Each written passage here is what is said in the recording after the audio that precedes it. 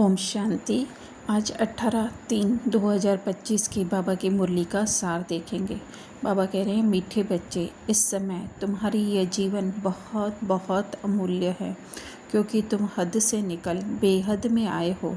तुम जानते हो हम इस जगत का कल्याण करने वाले हैं।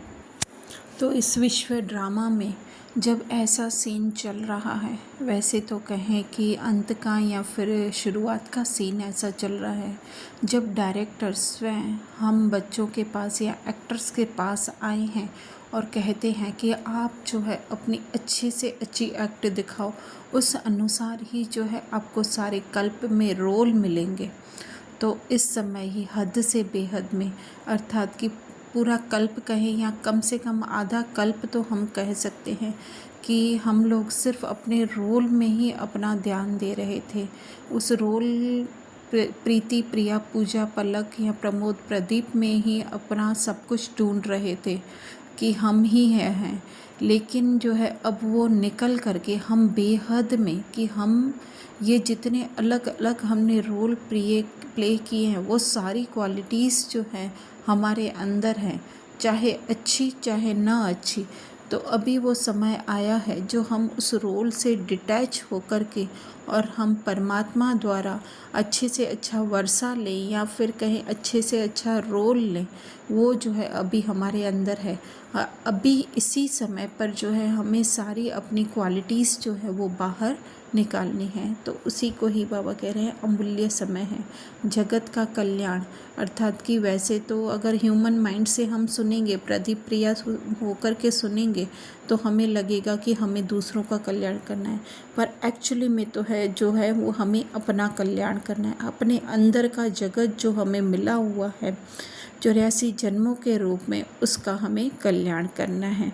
फिर प्रश्न है, बाप के वर्षे का अधिकार किस पुरुषार्थ से प्राप्त होता है? तो बाबा उत्तर दे रहे हैं, सदा बाई बाई की दृष्टि रहे, स्त्री पुरुष का जो बाण है वह निकल जाए, तब बाप के वर्षे का पूरा अधिकार प्राप्त हो। परंतु स्त्री पुरुष का बाण व यह दृष्टि निकलना बड़ा मुश्किल है। इसके लिए देही अभिमानी बनने का अभ्यास चाहिए। जब बाप के बच्चे बनेंगे तब वर्षा मिलेगा। एक बाप की याद से सतो प्रधान बनने वाले ही मुक्ति, जीवन मुक्ति का वर्षा पाते हैं। तो बाप का वर्षा है यह ज्ञान। तो जितना जितना हम, और ज्ञान सिर्फ सुनने सुनाने तक का ज्ञान नहीं, लेकिन जो है वो जीवन में उतारने का, उसको अपना धर्म धारणा बना देने की, तो वो किस पुरुषार्थ से प्राप्त होती है बाबा कहते हैं। तो उसके लिए चाहिए, बाबा कह रहे हैं, भाई भाई की दृष्टि, है ना। मोटे मोटे रूप से भाई भाई, हम आत्मा एक जैसी हैं, ये समझना फिर भी सहज है। लेकिन हम आत्माएं जो है वो बाबा के समान ही हैं। हम में और उनमें कोई फ़र्क नहीं है।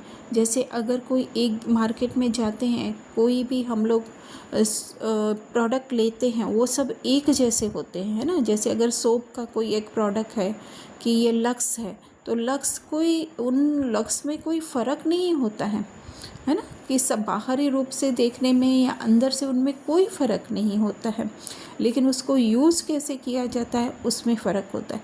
तो इसी तरह से यहाँ हम अपने चेहरे को 1000 आईनों में देखेंगे। ऐसा कोई रूम हो जहाँ पे 1000 आईने हो, तो उसमें क्या दिखाई देगा? हम एक जैसे ही दिखाई देंगे ना। हाँ, थोड़ी कोई जो है वो साइड से दिखाई देगा, कोई आगे से दिखाई देगा, कोई पीछे से दिखाई देगा, ऐसे हो सकता है, लेकिन है तो हम वही सेम ना। तो इसी तरह से हर आत्माएं जो है वो सेम, कोई भी एक पॉइंट का भी उनमें फ़र्क नहीं है। तो इसके लिए बाबा कह रहे, स्त्री पुरुष का जो बाण है वह निकल जाए। अर्थात कि शुरुआत ही कहाँ से हुई थी हमारा देह अभिमान में आने की? यहीं से, स्त्री पुरुष से हुई थी ना।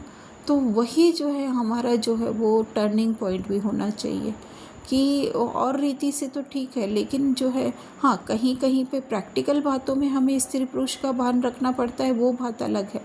लेकिन बुद्धि में जो है हमें क्लियर रहे कि हम आत्माएं जो है कोई फ़र्क नहीं है। सिर्फ रोल के हिसाब से किसी को स्त्री का शरीर मिला है, किसी को पुरुष का शरीर मिला है। तो वही बाबा कह रहे हैं, इसके लिए देही अभिमानी, अर्थात इस देह में रहते हुए भी जो है सारी पहचानें मिट जाएं, उसको कहा देही अभिमानी। फिर गीत है, आखिर वह दिन आया आज।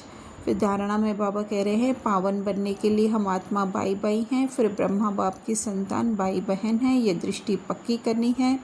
आत्मा और शरीर दोनों को ही पावन सतो प्रदान बनाना है, देह अभिमान छोड़ देना है। तो देह अभिमान अर्थात हमारी जो अलग अलग पहचानें हमने बना के रखी हैं वो छोड़ देनी है।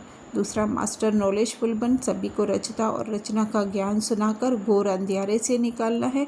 नरकवासी मनुष्यों को की रूहानी सेवा कर स्वर्गवासी बनाना है। तो घोर अंधियारा अर्थात कि इस शरीर रूपी घर कहें या पहचान कहें उसके अंदर इतना डूब चुके हैं, वही है घोर अंधियारा। नरकवासी अर्थात कि इस देह में डूब करके स्वयं को, जो स्वयं की कमज़ोरियों को जिसने अपना बना लिया है वो है नरकवासी। उनकी रूहानी सेवा अर्थात कि हम स्वयं भी आत्मा हैं और उनको भी आत्मिक स्थिति में देखना, वो भी सिर्फ आत्मा नहीं लेकिन बाप समान आत्मा स्थिति में देखना।